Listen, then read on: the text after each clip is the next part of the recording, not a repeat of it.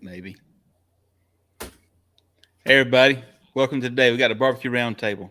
I'm your host, Jason Hardy, along with Mr. Justin Holt here with Holt Brothers. And we got two amazing guests on today. I'm going to let them introduce themselves, and then we get into the whole fun of this show. So, Mr. Ercole, you up here in the top corner. Introduce yourself and your team name. My name is Ercole Chila from Paulsboro, New Jersey.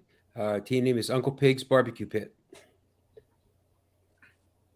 All right, I guess we're next. I'm Phillip Miles with GaterHaterBBQ out of Lake City, South Carolina. Dennis Caraway. Dennis is from somewhere. We don't know where he's from. Down the street. He's from Cowards right here. That's where I'm from. So I moved up in the world. We kicked him out. Yeah, they kicked me out. Well, listen, we got a great lineup today. Awesome show coming here tonight, and we got some guests on here. I'm very happy to be part of it. These guests have got some things to share about their accomplishments they've had this year and tell you some stories behind the background stuff here. But I'm going to let them start by telling you what their main accomplishment was in the world of barbecue that they're in. And Tailgater Haters, let y'all go first with this one. So tell us about what y'all have accomplished this year. We ended up by the skin of our chinny chin winning the points championship in the butts. I think it was by like less than 0.08 of a point, and we ended up winning the rib championship also. It wasn't as close, but we were second place going into the last competition. And my buddy George Ray with Monkey Bottom Boys Barbecue was in first. He was in the lead. And I told him before the contest, I said, I hope I win this contest, but I hope the score is low enough to where you end up being the champion this year. Because he's had a rough year losing both parents. And, you know, that would have just been a great, a great thing on his part. So I'm sure he's going to shoot for it next year. Yeah, he's a great guy. But yeah, y'all had a tight awesome race. Cook. Awesome cook. Definitely that. So now the sanctioned body that you've won the team of year points in is what? It's the SCBA, stands for South Carolina Barbecue Association, and they do a points race to where it used to be 10 cooks, and then after your 10th cook, if you do 11, you drop one low score, 12 two low scores, and so on. But they dropped it since COVID. They dropped it to like 8 because they was losing so many contests. So, which I like it better because it gives other people a chance to qualify. But I think we did 11 cooks this year. I planned on 10 and we did 11, and it was a rough 11. Rough 11. A rough 11. Well, congratulations with that. Thank you, sir. All right, Mr. Ercole, talk about yours. Well, we were able to accomplish 9 grand championships this year, 4 reserve grand championships, and through other them grand championships and reserves, we were able to pull off the team of the year in KCBS by like 57 points over Slaps, which was by the skin of our teeth also. Yeah, and we were lucky enough to win 7th in chicken, 3rd in ribs, 1st in pork, and we lost brisket the last day to Rooters and Tutors. Really? So where'd you end up finishing? For second. Mm-hmm. Cool. Man, I tell you what, it's a great opportunity for both of y'all for what y'all accomplished and the miles y'all put. It is crazy. I know we're kind of a before show talking about it. So y'all both just come back from 2 contests right here. Now, Ercole, you was talking to Justin here. How long a ride did you have back from the last contest y'all done, which was the KCBS Invitational down in Georgia, Alabama? Yeah, it was like Alabama. It was like 13 hours, 14 hours roughly. 13, 14 hours. Phillip and Tailgater Haters, what was y'all's drive back from y'all's last contest? It was a backyard. It was probably like maybe 35, 40-minute drive. So well, I could do that in my sleep. I could do that sleeping. That was the best part. Now I will say this here: the trophies that y'all won in Camden with those muskets, those muskets, rifles, and stuff here are probably two of the trophies in the SCBA I'd love to get. Those pistols and the musket you got is awesome trophies on that. Yep. We got two muskets. They actually put the bayonet on the end of it this year. And we got the pistol, and we've actually got the black powder horn. And the only thing we like is the hat. So I think I could be wrong, but I think we placed in every contest we've done there so far. So, but yeah, those trophies, whoever's building them, man, he does a phenomenal job. Them things they're nice. I'm telling you, they go all out with the trophies. That's for sure. Yeah, I tell you, man, I think the payout's nice, but you got nice trophies. It is definitely. Yeah, they're unique. They're definitely unique. But yeah, you had about an hour, 30, 45-minute drive compared to 13-hour drive. Now, I know where his pay went. Yeah, that's one of the advantages of doing the sanctioned body with the SCBA, which is what you're in, is just everything's inside South Carolina. Right. Whereas when you're doing the one that primarily Ercole's cooking in, and the one I cook in is KCBS, it's international, but yeah, it's all over the U.S. is where we do mostly travel. Right. Daddy Dutch, Gadsden, Alabama, that is absolutely a beautiful park. If you go there in the springtime, after the waters come off the mountains and that waterfall there is big, it is one of probably the prettiest campgrounds that I've ever been into as far as the scenic. It's beautiful. Did you see the waterfall, Ercole, Justin? I didn't get a chance. Hollis and I walked down there, man. I was super surprised at how deep it is. Yeah, it's a deep little hole down there. It was very deep. You would not expect that until you walked up to the fence. I was like, "Whoa! Oh my god, that thing is." You could definitely bungee jump off of it if you wanted to. It didn't have much going over it for some reason. We actually skirted a lot of rain. It stayed mostly east of Gadsden and that part of Alabama. I think we got lucky. Yeah, it's a beautiful place. He said he's seen chicken fried and LC barbecue sticks. Yeah, it was real pretty. Yeah, it is a pretty campground. That's all right. I heard it was cold up there, Ercole. It was cold. I think in the morning when we on day 2, it was I'm going to say 31 degrees. I think it was maybe 28, something like that. When we started the cans up. I saw 31 that morning. We packed up and left that morning, and I was like, "Wow, okay, wintertime's here." It was cold. It was cold. It's cold. It was cold. I think when we got there on Friday, it was like 71, and it fell like a rock every hour since. It did. Alan saying he got home and there's 6 inches of snow in Minnesota. Wow.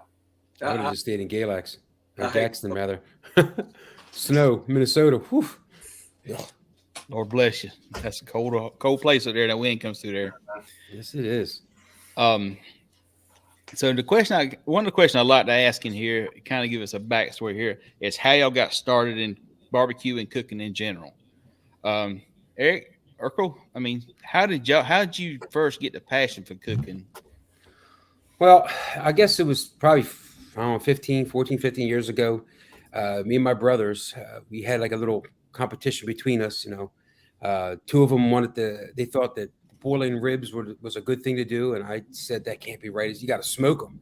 So I bought me a little electric smoker called, it was a Smoking Tex. And we had a little family competition, and, you know, we did well amongst our family.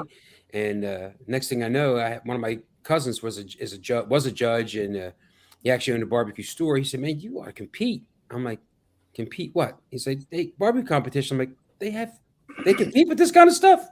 He said, "Yeah." So I'm like, "Well, I'll go find one." So we found one in Wildwood, and, you know, we did kind of lousy. And I opened my eye up to the thing that, you know, once you do lousy, you want to do better. And that's where it all started. I mean, it just progressed into what it is now. You still got to picture your first boxes you turned in? I do. I'm pretty embarrassed of it. I might be able to find it. It was a brisket box. And when they said burnt ends, I really thought something had to be burnt. Evidently. I really thought something had to be burnt. I'm going to see if I can find it. But boy, oh boy, it was ugly. I looked back at some of my first boxes recently, and I was like, "Holy cow!" That's bad. It's pretty funny. I'll see if I can find one. I know I had. Yeah, if I had the thought of I was going to have to show this. No, I wasn't saying you got to show it. I'm just saying that I'll show I it if remember I can my find it. first box I turned in. I thought I was going to win the contest. It was an Yeah, SCBA me contest too. in Conway, and I just took a bunch of pulled pork and threw it in the bottom of the box. I thought it was the best thing in the world. Yeah, I I did that look for back years. at that box years later. I'm looking back like, dang, man, I can't believe I even turned that in. Lucky didn't get dead last. So tailgater haters, how did y'all get into barbecue? I mean, tell us that story about how y'all got into this. I've always cooked whole hogs. That was my thing. Was whole hogs, because nobody in my family actually cooked hogs, and I love barbecue. So they they had a contest in King Street, which was always the biggest whole hog contest in South Carolina. And I took a kerosene drum and built a hog cooker and spray painted it camouflage. Went to the contest, and it was probably mid-50s teams. Come in 7th place, and they awarded the top 7. 7th place, all they did was they took your hog, and you just basically got your entry fee back. I think it's like $250 or $300, whatever it was. I don't remember. But basically, you cooked the hog for free and take it. So out of all the places, man, I hope I don't come in 7th. Of course, that's where I come in at. And that was the first contest I done. That was in 2006 under the name Hotlanta, because I lived 2 miles from Atlanta, and my buddy Bubba Graham was helping me, so we come up with the name Hotlanta. And then the next contest we did, I believe, was King Street in 2008. We come in 15th, and in 2010 at King Street we come in 2nd in the pig, 2nd in chicken, and 2nd in ribs. 2011 we come in 11th, and 13 we entered 2 pigs. And then 12th, we entered 2 pigs. I didn't do ribs and chicken. And my buddies got mad. Glenn was on board with us at that time. And they got mad because I didn't want to cook chicken and ribs. I said, man, I'm coming to win. I ain't coming to mess with the chicken and ribs. They make you stay there to like 6 o'clock in the evening. I want to win and go home. So we entered 2 pigs. 1 come in 1st place, 1 come in 2nd place. And we was actually box building then. In the beginning, we was like you said, you just grab it, hash it up, throw it in the box, Yeah. And the next year, we did 2 pigs, and we come in 1st and 2nd place again. And they dropped the SCBA because everybody was so mad that we won 1st and 2nd 2 years in a row. That's where the name Tailgater Hater come from. Everybody was hating on us. We pulled up, we didn't have no friends. So they all thought, they got the judges in their pockets. I did not know anything about judges. So, but that's where we started with King Street, and then we kind of got bold and did like Lake City and King Street for a couple of years. And we of course, Glenn always cooked ribs at Piggly Wiggly, so Glenn was good at ribs. So that was like the diamond in the rough, I guess you say. We started doing ribs. When we started doing the SCBA, we had the ribs down pat. We won a lot of ribs. I mean, we won piles of competitions in ribs, but the butts, we got our tails handed to us time and time again. It took years for us to master that. And but we like I say, with Glenn in your corner, we had them ribs down pat. We had them dialed in before anybody else did. We had them dialed in the SCBA, and a lot of teams seen us coming up. They didn't want to cook ribs, so because of Glenn. That was pretty cool. That was kind of the other question we had about how you get team names started, and that's a pretty cool story about y'all. I used to give Chris Ultimate Tailgaters a hard time. I said, man, why don't guys like you so much? Yeah, He's Ultimate Tailgaters. Yeah, I boo him every time he puts something on Facebook or something. I say, congratulations, boo. That's what that is, because he boos me, so I boo him. He's a good guy. Yeah, he is. So Ercole, that kind of leads into the next question, unless you want to show pictures. Hey, they don't look good bad. No, It was really, really thick, like this. Hey, man, better be thick than win. Thick than thin, they, right? they were going to win. Steaks, right? Brisket steaks. They was like they look like a ribeye.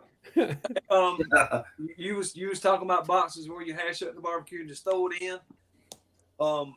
I got a picture of a 3,000 box like that this year. Really? Yes, in King Hey, Street. King Street, it wasn't sanctioned, so they basically judge on taste, tenderness, and overall impression. And my buddy Gene, I don't know if he's on here tonight or not. When he was in the contest, I said, "Hey man, stay away from the sweet stuff. Do the vinegar, Wilkesboro County style sauce. Don't build a box." He said, "You got a picture of the box?" I said, "There ain't no picture of the box." And actually, when we cooked 2 pigs, they sold us extra pig for $100, but we couldn't use but one in the contest, so we sold it. But I hashed it up, throwed it in the box, and went and get in line to turn it in. And we looked, Gene was behind me, so I turned around, opened the box, and showed it to him because I knew he would think I was lying to him if I showed him a picture of it. So I showed it to him, and then he showed me his box. so we ended up winning. But yeah, they don't like box building. hey, no, that's an art to it. When you get off the true competition side of it, sometimes I think we get too carried away with some of it. Yeah. I think we got here a troll on here. Trying He's trying to get pork recipes. You don't need no pork recipes. Got a afternoon from South Jersey. Hey, Larry. Hey, appreciate y'all tuning in for the show tonight, too. We appreciate it. If you got any questions, comments, leave them in here. I'm giving Brian a hard time because we know him pretty good. But if you got any questions, we'll be happy to put them up here and may or may not get answered, but we'll give them a shot. So, Ercole, how'd you get your team name? Well, in my family, you would walk through the front door and come out the back door and you would gain a nickname. So one of my brothers named my other brother Pig. So one day, me and my, at that time, girlfriend, now wife, we came back from doing something, and my brother Alex, which they called him Pig, and his sons, my other brother's sons would call him Uncle Pig.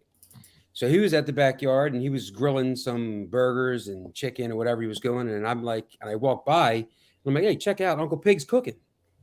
So that kind of just stayed in my mind for a little while. That was probably in 2006. So as this moved up to 2010, when I talked to my cousin, he said, you ought to try doing this competition stuff. I'm like, well, I don't have a name for this thing. Then I thought about it. I'm like, well, what about Uncle Pigs? That's my brother's name. We'll call him Uncle Pigs. And that's where it came from. That's pretty cool. It kind of gives you a history about one of the things that we've always talked about with the barbecue, and it creates a family atmosphere. And going from the family atmosphere, as far as using that name to start the team name, and even y'all kind of getting hated on for winning the contest. But you said earlier in here you've been going head to head with George with Monkey Bottoms Barbecue. Is that right? I'm sorry, George. But anyhow. Even though, and that's the thing about it, is you've been competing. Ercole's been competing against Joe Pierce right there toward the end of it. I mean, y'all two are 1 and 2.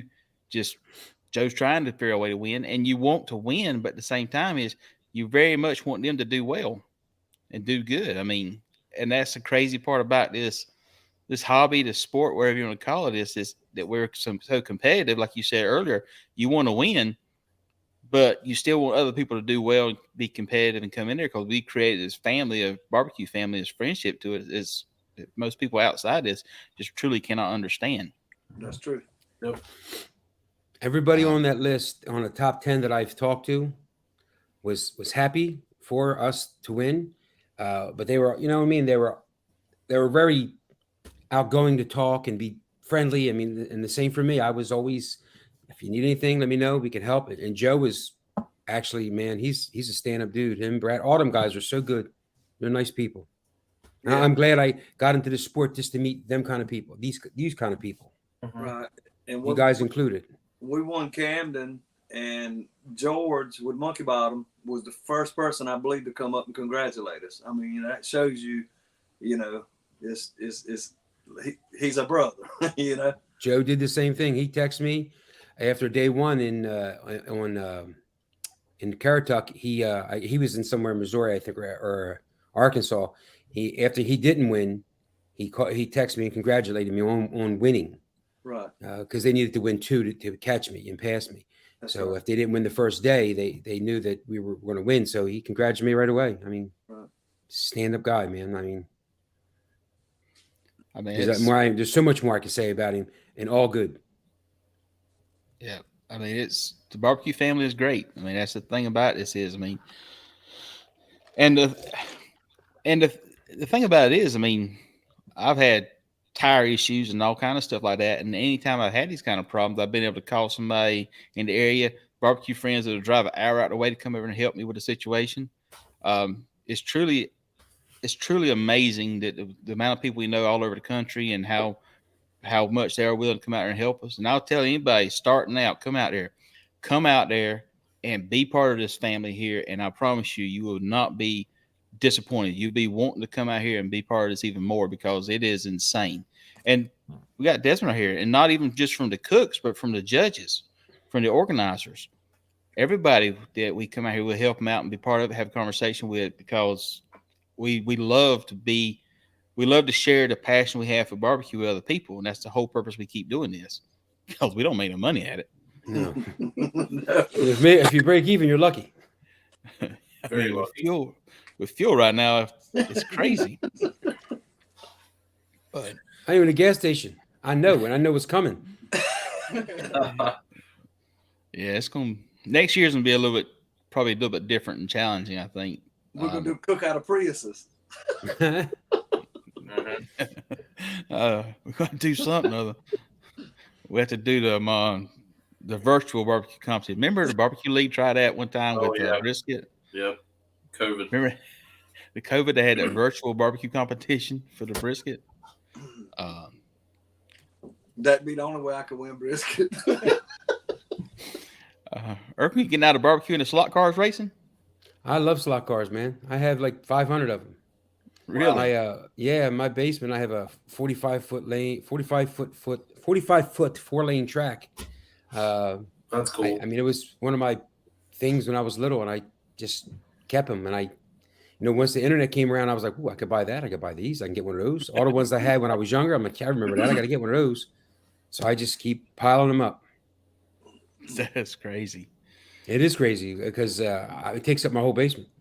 Hey, One whole half of it, at least. I didn't mean that in a bad way. It's just that's really cool. But to I'll never have. leave barbecue. I do love slot cars, though. That's a winter sport. We get like 5 or 6 people that I know that come over, and we just go down the basement for hours and race. That's fun. It's cheap. Yep. It's cheap. Gas is cheap. Man, I haven't done that in years. They had one at They're Myrtle the- Beach they're for a the- long time. They're 1/64 scale. They're the smaller ones, like the Tycos and AFXs.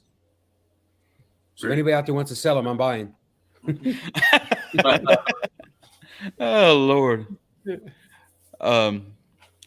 So when you're cooking at home and you're not doing competition barbecue, you're not practicing or whatever, what's your go-to recipe? Phillip, what's y'all go-to thing to cook at home for the family when you're not cooking barbecue?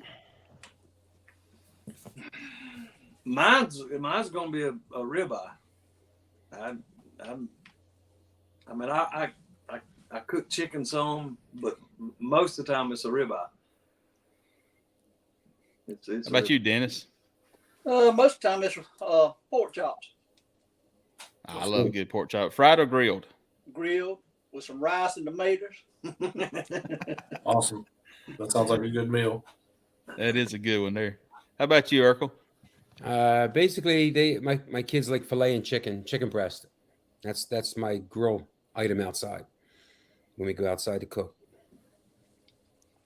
So y'all all got Thanksgiving plans? You gonna start selling turkeys and stuff for Thanksgiving for everybody, or give them away? I have a friend of mine that I have my garage. I built a 30 by 40 garage, and it's got like one half is a complete kitchen that I use to cater when I cater. And I have a Southern Pride smoker in there, and a friend of mine kind of used it because he does some United Way stuff. So I let him use that for Thanksgiving. So I used to cook a couple turkeys and give them to people, but he does it now. So I don't even use it for myself. Unfortunately, we have to cook in my house while he's using my kitchen. See, that's what we do, right? We do things to help others. So Yeah, it's definitely true. But we're probably going to have like maybe 15, 20 people over, something like that. Yeah, Most of my family's passed, unfortunately. All the brothers I was talking about, they passed. So we have their offspring, and me and my sister are left. But so we kind of venture out to other people when they come over. I tell you, man, life is very fragile. We don't even know about it sometimes. Yes, it is. All my brothers were young. 49, 49, and 58. Wow. Well, prayers with your family for that. And Thank this you. time of holidays, it's definitely. I know Phillip and them with Singletary's lost a good friend. Last little while, we've had George talking about them losing some family members this year. Dennis lost his father too. Last February.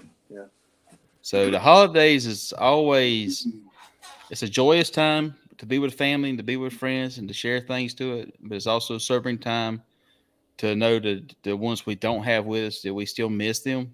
My grandfather and some of my uncles and stuff. And so it's a very sobering time, but we're able to do something that we can share family. And that's the whole reason of Thanksgiving. Give thanks for being together, give thanks for sharing and being part of it. So definitely humbling situation.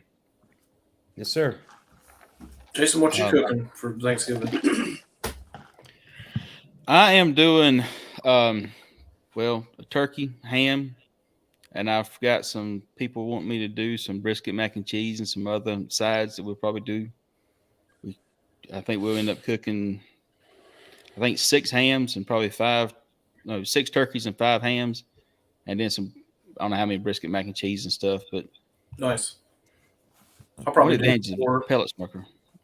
I'm gonna do 4 turkeys, and then I've got a brisket I'm gonna cook for us to eat. I like turkey, but yeah, you can always find somewhere. You guys ever do a turkey on a deep south? I mean, on a Southern Pride? No, I don't have a Southern Pride in there. Man, they're good. They're very, very moist. I bet they are. It works out really nice. That's with the rotisserie, right? Yep. Mm-hmm. Yeah, I bet that is awesome. It is really good. Tyler, who are you talking to with this question? Let me know. Let's know in the comments which person. I think he's asking you, Jason. We've never heard the story of elite barbecue smokers. What makes it elite? Well, it sure ain't my finishes. That ain't it. Well, the original team name that we started with probably back in 2010 was Hardy Boys Barbecue. No, but they won't Tailgater here. So Tailgater, tell the story real quick again about your name. They didn't want mine. We started off under the name Hotlanta, and I'm a summarize. We only did like one contest a year. It was King's Pod contest, and we competed the first year, come in 7th, and then like 2 years later come in 15th, and the next year come in 2nd, the next year 11th and 13th, and then finally in 2012 we entered 2 pigs, and one come in 1st, and one come in 2nd, and there's like 50 something teams. I believe the last time there was like 70 something teams there. And then 2013 we entered 2 pigs again. We come in 1st and 2nd again. So everybody was hating on us. I mean, when we pulled up, it was like there was no love nowhere, even when our name was called. So that's when that was the end of Hotlanta, and that's when Tailgater Hater started. So they was hating on us. So and that's it. So Ercole got a question for you here. Your first smoker that you had, you started cooking on. What was that? You remember what kind it was? Yeah, it was. I guess you could say it was like a stick burner. It was really big. The first one I went to Wildwood with was, God, it looked like an airplane fuselage, for Christ's sakes. It was huge. And I didn't know. I never cooked a competition before. I never cooked a brisket like overnight before, or any of these things. So when we went down there, we brought, like, I'm telling you, maybe 2 cords of wood. I mean, it was so much wood, about 50 bags of charcoal, so much charcoal that the guy that came with us, We called him the Kingsford Kid because he made it better to charcoal and slept on it because there was so much charcoal. We didn't know. We were completely blind to any of this stuff. And that lasted for like, I guess, maybe that year. Then after that, I'm at a competition and I'm sitting back there and I'm freezing to death and I'm by the firebox trying to stay warm. And I don't even remember what team it was. They walked out of the trailer, walked up to their smoker. Everything was on their porch. Came out of this trailer, went back to the smoker, came back to the trailer, back to the smoker. And I'm out there like, what the heck is going on? I'm so cold. And next thing I know, at the end of the contest or the awards, he wins. And I'm like, I got to do something about this. I got to find a different smoker. I can't work on this thing no more. This thing is killing me. So I went and got a little trailer and I got two deep souths. I mean, not deep souths, backwoods. And I worked with them for a little while. Then I added a third backwood. Then I added a 270. Then I started getting rid of them. And then one time I was at a competition with Mark Gibbs from Checker Flag, and he had a deep south. And I'm like, man, he's doing all these meats on one smoker, and I'm carrying around 4 of these things. I got to change. So I got a deep south. Then we fast forward today. Now I have the deep south I use. I use 2 cans, 2 gateway drums, and 1 Traeger. So everything, we went from all on one smoker back to all separate smokers, then back to one smoker, then back to all 4 separate smokers again. It's a sickness. So, I mean, we don't want to count how many grills we all got between us. We would probably be able to arm an army with them. Yep. To what, Justin? We're not hoarders by any means. No, I got a new one today in the mail, by the way. No way. Anyhow, totally different subject here. But whenever you were doing that, so I was talking with Brian Turner today on the phone, and he was telling me that this year is your first year you really was using the drums. Mm-hmm. I never used a drum before. Till my first time using a drum was in Florida in Lakeland, and we just did brisket.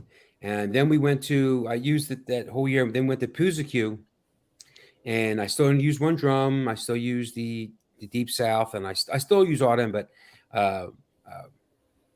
Brian from Atlanta barbecue store, he came by after the contest and said, "I heard Uncle Pig's looking for another drum." I'm like, "Yeah, I'll take it." He wandered over and I took it.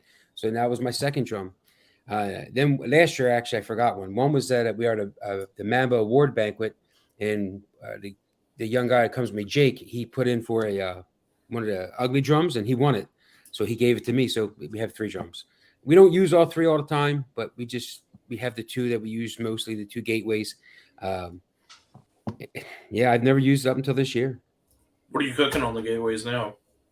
I use pork, chicken, and brisket. So the brisket's the whole full time. The pork is half the time, just until I wrap it. Then I put that on my Deep South just to keep it like an oven so I can get to the temperatures I want, because it's already got all the flavor on it that I need.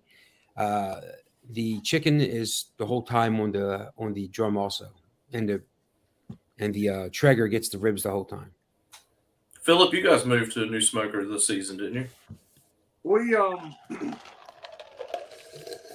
the first championship we won, we was using a 270 the whole year, and the next year we was using a 270 and COVID hit, and we'd always sell, since Jason had the dealership, we'd always sell ours as a demo at the end of the year. Well, we sold ours, and then COVID caused a wrinkle in the system, and we weren't able to get a 270. So I pulled out the old pit maker I had, the Vault, 950 pounds of back breaking, So I cooked on it and won the championship on it. And then finally, I believe it was Christmas when we finally got, right before Christmas, a week before Christmas, when we got the 270s in, and that's what I cooked on all this year. Yep. Okay. But I'm like Jason Singletary. They made for the SCBA. You can't. I mean, it's just too easy. Yep. Agreed. Yeah, I tell you.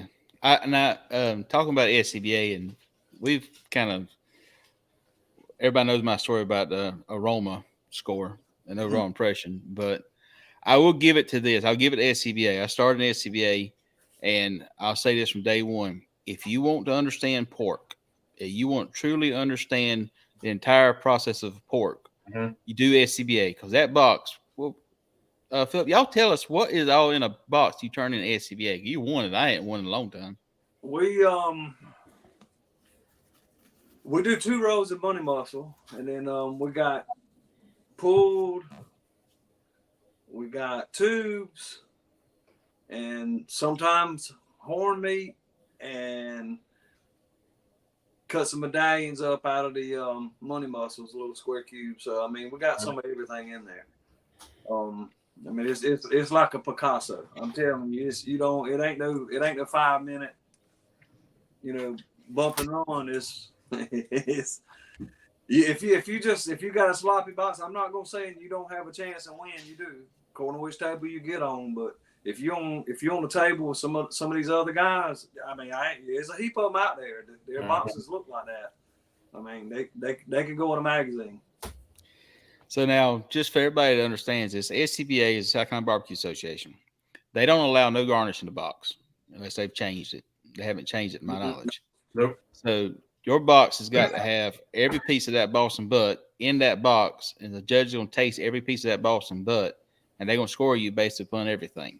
So you can't just put money muscles in there. I reckon you could, but I think you'd have a hard chance as far as making it to the podium with that. So those boxes about 5 or 6 pounds easy when we turn them in. They got we put a big heavy bed in it, to kind of keep it warm too. So yeah, that's pretty cool. It really truly is amazing what they've done to that. And Ercole, kind of talking about what you were saying earlier, as far as your progression through here over the years, as far as what you've done, different smokers and stuff here.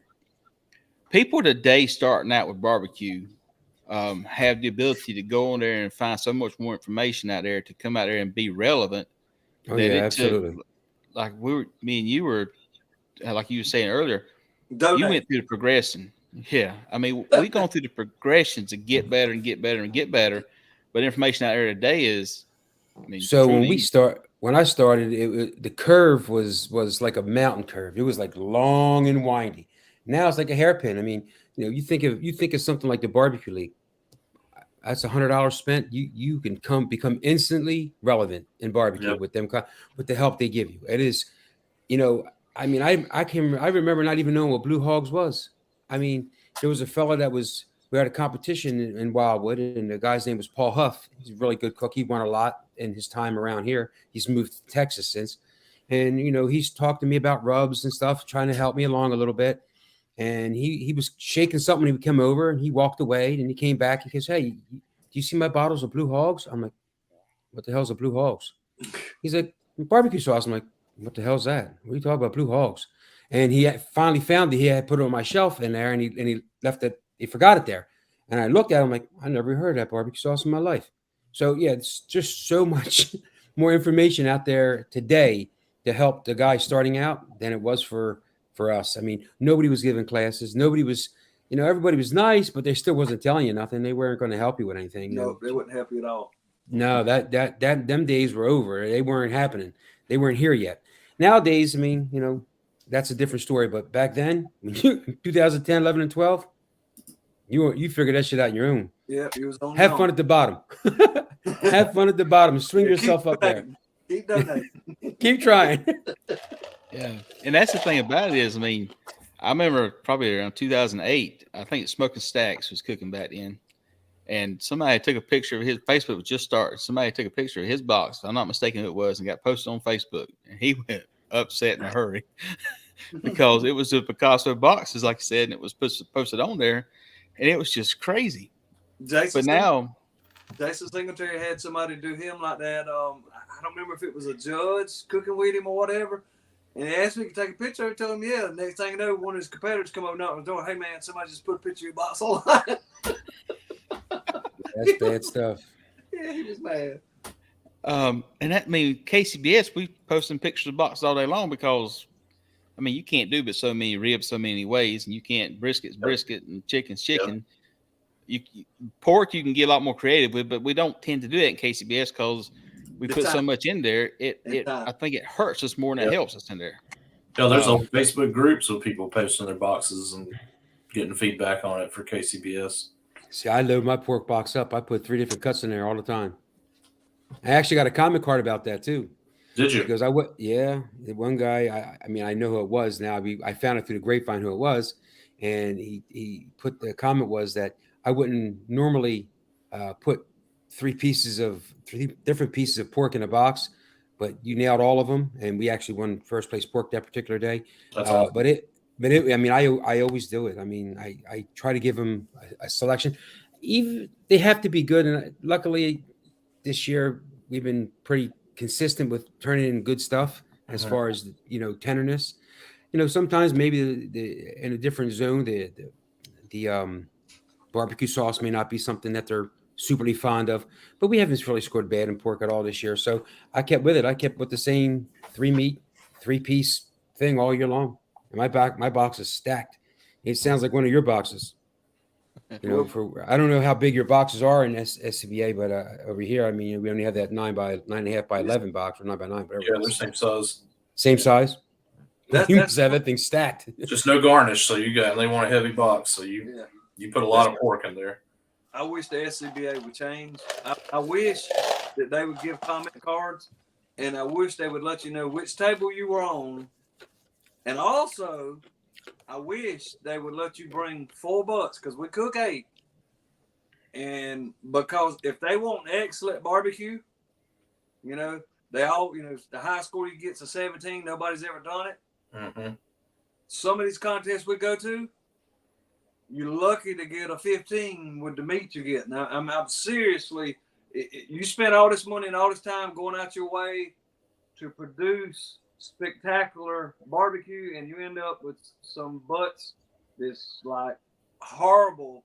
Phillip, how about those ones at the what was the one near Halloween? Yeah, the Booze, Brews, and I had some horrible ones there, but they were pretty rough there. My whole case might have Yeah. been 14 pounds. 40 something pounds a case of $8. Now that's just that's what I say. If they would allow us to bring 4, Yep. you got 4 good money muscles, they can give me crap. I could care less, and drop our entry fees a little less. I think everybody will be on board with that. At least you left. So you had a chance. supply. Yeah, they give you. they supply the meat. Yep. They supply the pork for you. Mm-hmm. They supply the meat. They give you $8. Now, depending on the contest, too, I cook sometimes 6. they'll set them out, and you can pick through the cases and get 8 butts. Sometimes they just come around and you get what you get, which is the one that I was talking about. And with Ridgeway, rough, man.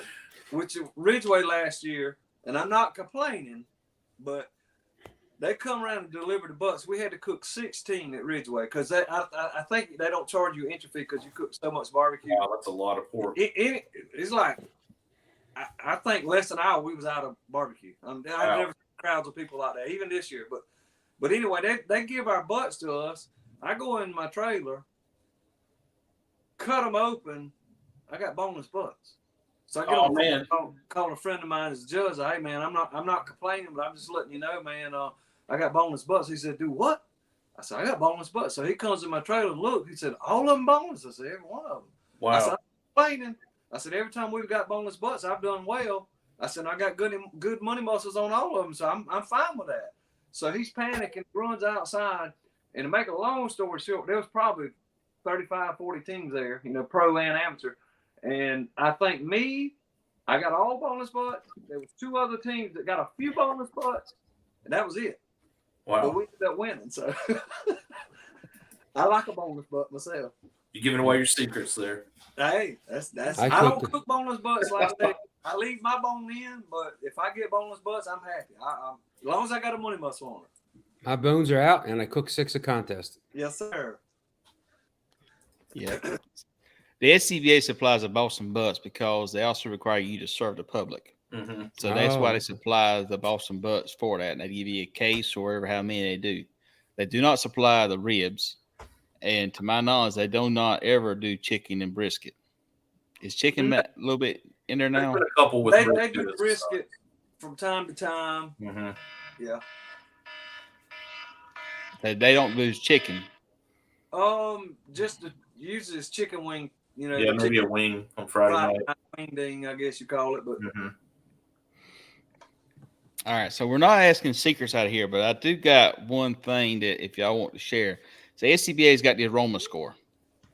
So we talked earlier in the show with Phillip with Fallout about how we tried to smoke a box and stuff and get the flavor into that box. Because in the one thing SCBA's got that KCBA doesn't have is they have actually a score of how it smells aroma. So for somebody that's new getting into SCBA, would you just tell them just to focus on the sauces and stuff on that, or is there aroma just keep your food hot, or kind of just give an idea of it? Keeping it hot.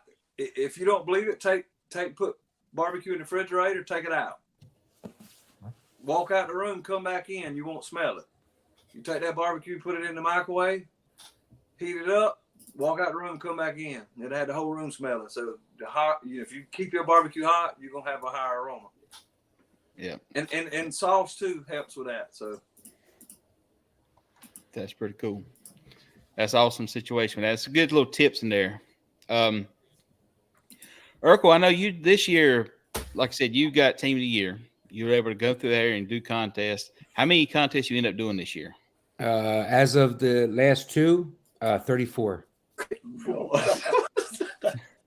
So you said 11. I'm like, geez, that's too much. A month and a half's worth. We did 21, I think. In the first year we won the championship, we went. I told Glenn before we passed. I said, Glenn, however many contests you want to do, I'm in. You know, this year we'll run for it. I'm game. Wherever you want to go, I'm going. Let's go. So we did. I think it was 21, if I'm not mistaken. So you done 34 contests, and how many states? I think 13 or 14. Excuse me, I'm lying to you. I did 35 contests. I just looked. 35 contests. Yeah, Wow. yeah, 35. You also had to count Curry Tut last year too. Now. Yeah. So, well, however, whatever barbecue data says is what I'm going by. So it could be more. So I put that was on there this year. So I think after October is when I figured that they October 31st when it would cut off toward a contest that went towards this year. So that's when I stopped adding. So at that point we did like 29. Okay. Right at the cutoff at the cutoff for team of the year. So you're gonna hit that hard this next season? Well, nobody really plans on going hard unless you get lucky enough to win. Mm-hmm. If it presents itself and we're lucky enough to get a couple wins early, yeah, nobody wants to see their name fall down the leaderboard. You know, they want to keep going. That's what keeps pushing. You know, like, oh man, you know, like we've talked about last night. It's just something you try to maintain that lead. You know, you might try to maintain them wins, or your spot on the top 10. You know, because it only takes a couple good hits to get up to the top, but you have to win one to get to that next level. So you never know from year to year. I mean, you plan on it, you think about it, but if it doesn't present itself, if you go through 15 contests and you don't get, you know, any wins, you could do as many as you want, and it ain't going to help, you know, because most of the people from the Midwest are going to win. You know, them guys up there, they win a lot. So, and when we compete here in our area, it's always the best of the best around that in our area, you know. So it's always a dogfight, you know. So, yeah, I mean. And this thing about it is you go out in the Midwest and them guys can cook good. I'm not taking anything away from them. They cook very well. No, absolutely. But there's also the situation that they got a bigger circle than we've got. Yes. We've got an ocean on one side, we got the mountains on the other side, and we run down this little alley up and down the coast.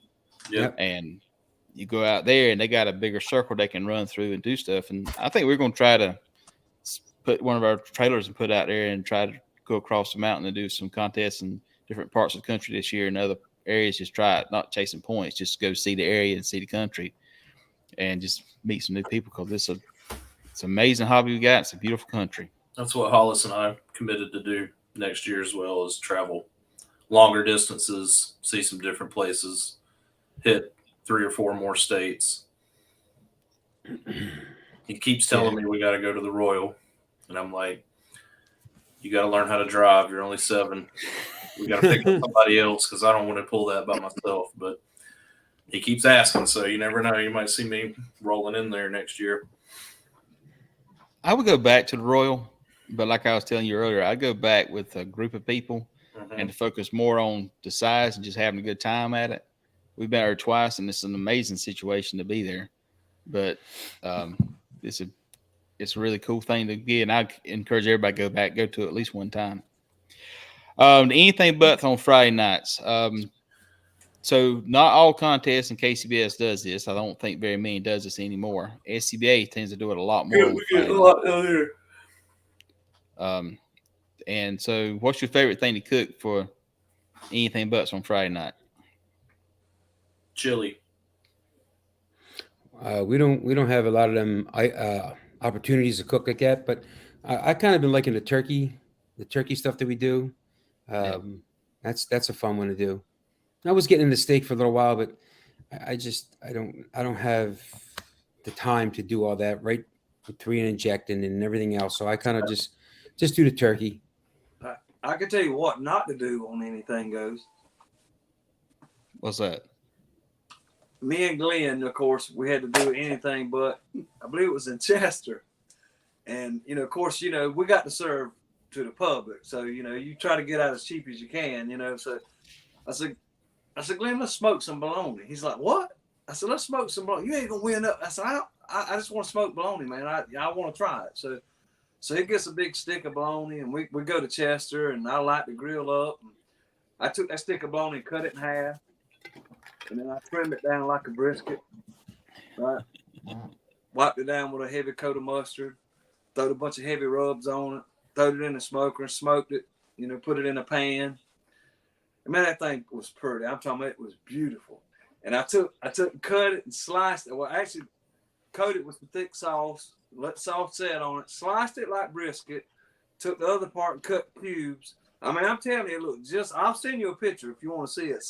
It looked just like brisket, right? So when I turn it in, I mean, I wasn't doing it to fool nobody. I'd want to turn it in. I said, poor man brisket. It's smoked bologna, So turn it in, and me and Glenn sitting there serving smoked bologna, and we run out of smoked bologna faster than we did anything we've ever made.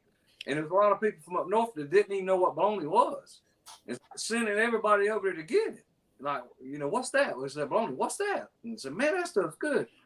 So anyway, this judge walks by. He had his hands in his pocket. He walks by real sudden and looked at us. He said, how did he say that? He said, y'all wrong. And he took about 2 steps and looked back at us again and said, y'all dirty. And he walked off, and I'm looking at Glenn. What's he talking about? And Glenn said, I don't know. I said, oh my God. He's like, what? I said, he thought it was brisket. Oh no. They thought it was brisket. And then after the contest, the judge come up to me and said, hey, my wife hates bologna. She hates it. And I took a slice of that out of the box and put it on a napkin and go outside to her. And she goes, oh, brisket. Picked it up. Oh man. Hit it and spit it out. That's funny. And it made Glenn so mad because they had creativity was one of the scores, right? So, in my opinion, we should have been at the top on creativity. If I fooled you into making you think that was a brisket, that was creative. Well, we was like ninth, and it was way down there. So Glenn was PO'd about that, and I believe the person won with bacon wrapped corn. Bacon wrapped corn. Yeah, so don't do brisket, but the judges, a lot of the judges said, man, you need to try that somewhere else. He said basically they talked with the I guess whoever was over the judging and was saying something about that, because man, I'm telling you, it did look like brisket. That's funny. Matt says it's hard to beat a smoke fired bologna sandwich. Man, that thing was good. Paige asked if y'all are brothers. Tailgaters. Yeah, we're brothers from another mother. That's what I was gonna say, from different mothers. Yes, sir. Jason's the third one, right? Which we from Coward, so they ain't no telling. We probably, He's a mile. Come on with a mile. Yeah, we can. Let me tell you a quick story about the anything but contest. Tell you something other that we done in Florence many years ago. So we were doing a contest, and I told him, I said, I don't want to do anything but contest. I said, because just is running late, getting in there. I said, you have to do it. It's mandatory. I said, all right, how much you got to have? You got to have enough to serve 200 people, whatever. I said, I don't want to do this. I know I'm not going to make no money at it. I'm going to lose money at it every time I do that stuff. And I said, I don't want to do it. You have to do it. I said, all right. I went down to Sam's, bought some shredded cabbage, come back to the trailer with some Tennessee Red barbecue sauce. I poured it all in there, mixed it all up, and served that at my anything but contest. That rep was so mad at me. You made I made coleslaw. I made vinegar-based coleslaw. That's what I made for my anything but contest. But ended up winning like 3rd or 4th place for that, for anything but, because it's vinegar-based coleslaw. I don't think I could ever go back and cook Florence. He'll probably still got me banned from that contest. But I was saying, well, I don't want to spend $100 for something that's going to not be worth it. Mm-hmm. It's probably worth it for them, but I'm like, man. Yeah, we did Florence. Me and Glenn, we never did good with anything but. And so one day he said, what we doing for anything but? I said, banana pudding. You ain't going to end up with banana pudding. I was like, You'd have got my vote. I love banana pudding. I said, it was easy to make, and you get there, you don't have all this messing with all this other stuff, it's pretty much made at home, just throw it in the box, So I dressed it up real pretty, and anyway, we won. And then we done won like 3 times with that same banana pudding. But this year we did chili beans, and we won with chili beans. That's crazy. We got 2nd with our chili down in Boo and whatever it was. The booze. Yeah, Boo barbecue thing. Yeah. And I just did, it was only because my freezer was full to the top with all of our brisket trimmings from this year. And I mean, you can only make so many burgers and stuff from that, and I was like, man, I got to make some room. And I said, oh, wait, I can make 3 big old pots of chili, take down there, and I can spoon them out and get rid of that real quick, I love chili and chili beans. So. Sure enough, man, we dished out probably 250 bowls in 2 hours, and I was like, we're done. Yeah. That's it. Cleaned out the freezer. That's stuff.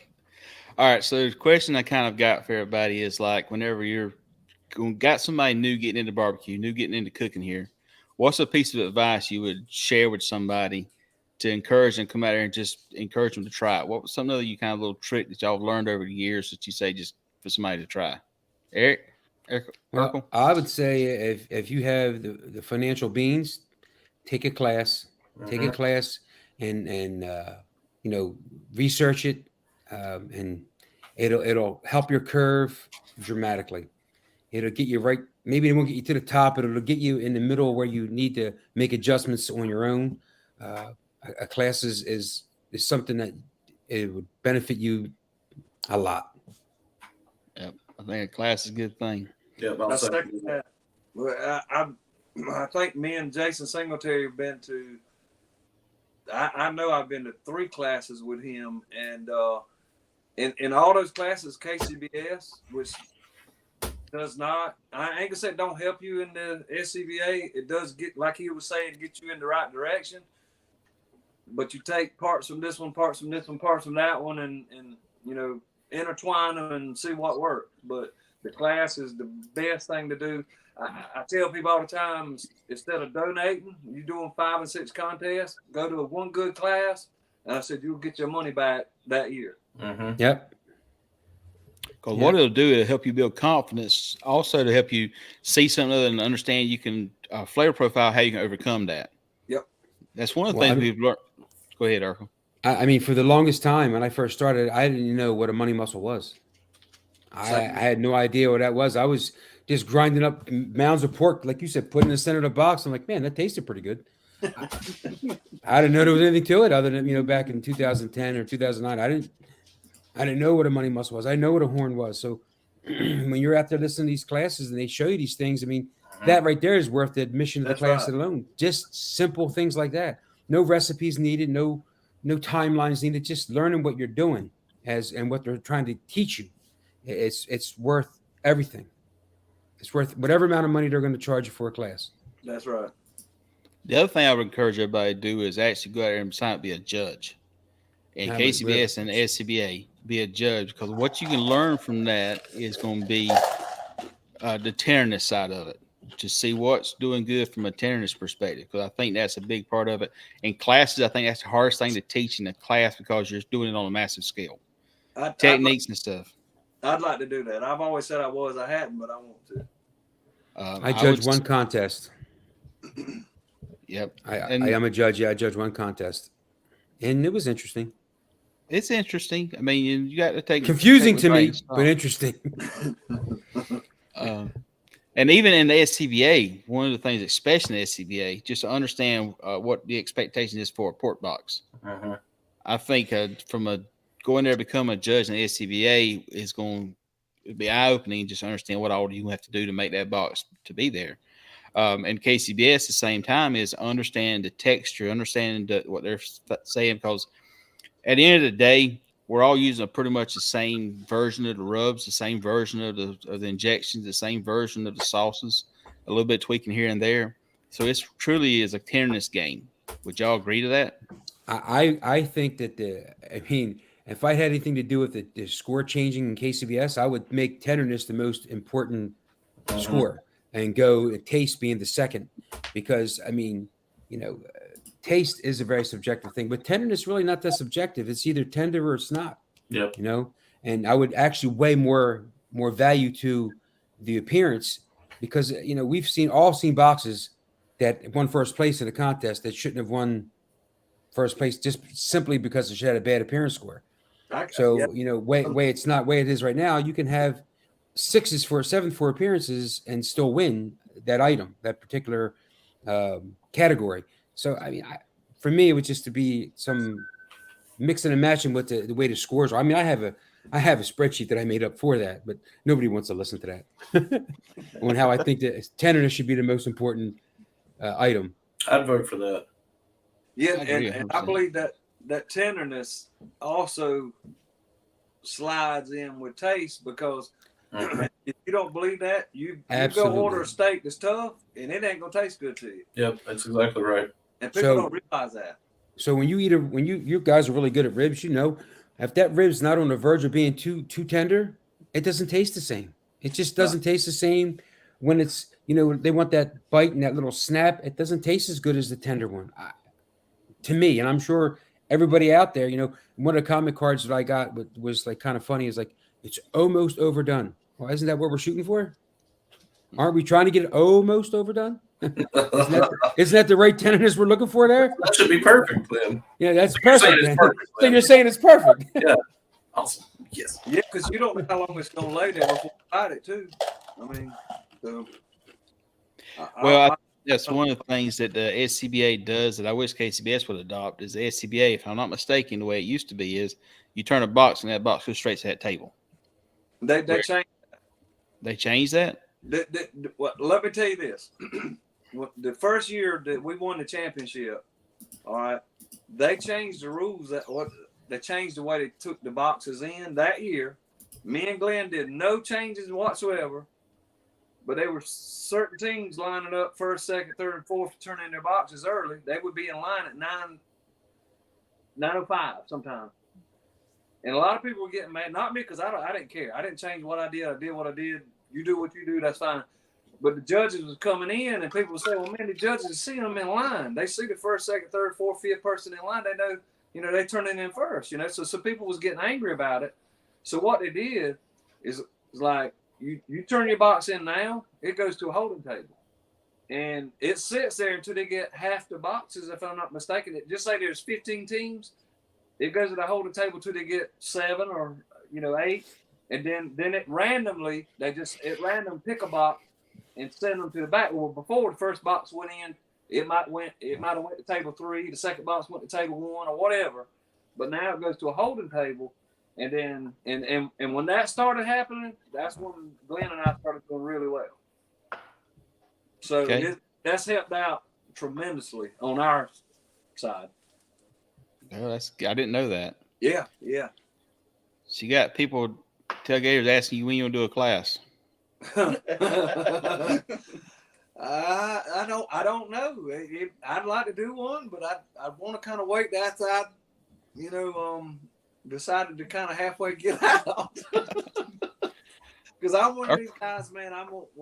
If I do a class, I'll tell you, I won't hold nothing back, And it's like on the rubs I use. I'll tell you what I use. I use Cosmos, Dirty Bird Hot, and Cimarron Docks. That's it. On my ribs, on my butts. That's it. Cosmos and Dirty. Yep. No big secret. Anybody comes to my trailer, I don't hide nothing. I said, come on in. They're sitting there. You want to see it? Watch me put it on. I don't care. Hey, again, it goes back to the whole thing is you got to cook it right and have a tenderness game. Yep. And Heath Riles injection. Jason Singletary put us on that. So Jason Singletary, there ain't nothing Jason Singletary don't know that I don't know. Well, there's probably a few more. He might know a little more than I do, but anything I know he knows. I send my pictures to him. He sends his pictures to me. There ain't no secret between me and him. Me and him last weekend, we called it the hot corner. In Camden, we were side by side. He wanted chicken wings. I come in second. He wanted ribs. I come in second. I wanted pork. He come in second in pork. So we was being greedy. That was crazy. That's awesome. Well, again, I thank y'all for coming on the show tonight. We're here at hour mark here.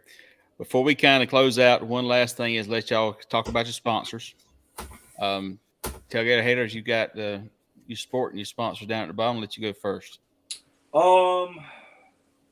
Our two sponsors we have is Royal Oak Charcoal. They supply us with all our ammunition that we need. And then Farmers Telephone, they were with us in the very, very beginning. That's a big help to us to be able to do what we love. So if it wasn't for them, I'm not saying we couldn't do it, but it just makes it a whole lot easier to be able to do it. So we want to give them a big shout out. Cool.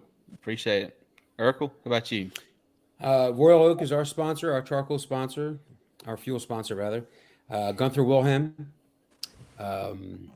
We have,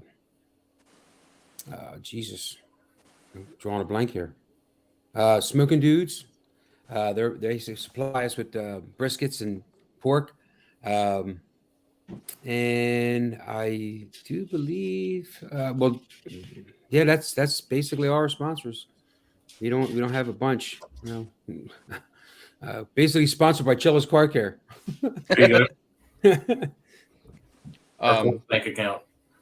Ercole bank account. Yeah, that's it. I think that's it. Justin, how about you? You want to talk about yours? Yep. So we've been on Team Deadbird Barbecue DB180 this year. They've been a big help on the steak side as well as the barbecue side. Same thing with Steak Princess Barbecue. We use both of their rubs in the steak circuit and barbecue circuit, and local Herbs Honey sponsor. Lots of jars of honey this year. I think I went through 14 jars of raw honey. Got to go get a new case. I got 2 left. So time to. Hey. And he gave me $100 for gas one day. So I'll take that all day. He used to compete. Dude used to compete. And now he does local honey here. He has hops all over the county and a couple counties outside. And he's got a pretty thriving business here, but he competed way back in the probably early 2000s. And he's like, yeah, I know how it is. If I'm going to help you out, I'm going to help you out. I tried to give the 100 back to him, but he was like, oh, that's for your gas tank. I was like, cool, that'll get us, maybe 75 miles down the road at the way. Mine gets 10 miles to the gallon or so. You're special. Mine was, on the way home, I was like 9.2. Yep. Well, that's probably going downhill coasting. I think I saw 5 at one point on my average. The worst I said was 8.4. I'm like, holy. It's kind of mountainy in that part of. I wouldn't call it mountainy, but it's enough to where you're going to be hitting some high gears in that part of Alabama heading out. So I was like, that Chevy's she's singing. Right, that tank was just the whole way down. Our sponsors we've got Royal Oak, been a great sponsor for the charcoals and the pellets. Atlanta Barbecue Store, Rec Tech, pellet smokers, and Rufus T got sponsors. One thing I'll say about sponsors, all of us have got sponsors, but everybody on the show has been doing this a long time. We've all been competing for a number of years. We didn't come out the gate with sponsors, but when you do go out, when you do look for sponsors, understand something. They're investing as you as a person, you as a team. So if you got your social media and you're always being contrary on there, it's going to be hard to get sponsors. But if you're going to be somebody they want to be investing in you, then it's a lot easier to get sponsors. So always keep that in mind going forward from there. But again, thank y'all for being on the show. Thank y'all for tuning in tonight. We appreciate all the questions, and see y'all again next time. Congrats on that championship. You too. Congratulations. Congrats to you guys.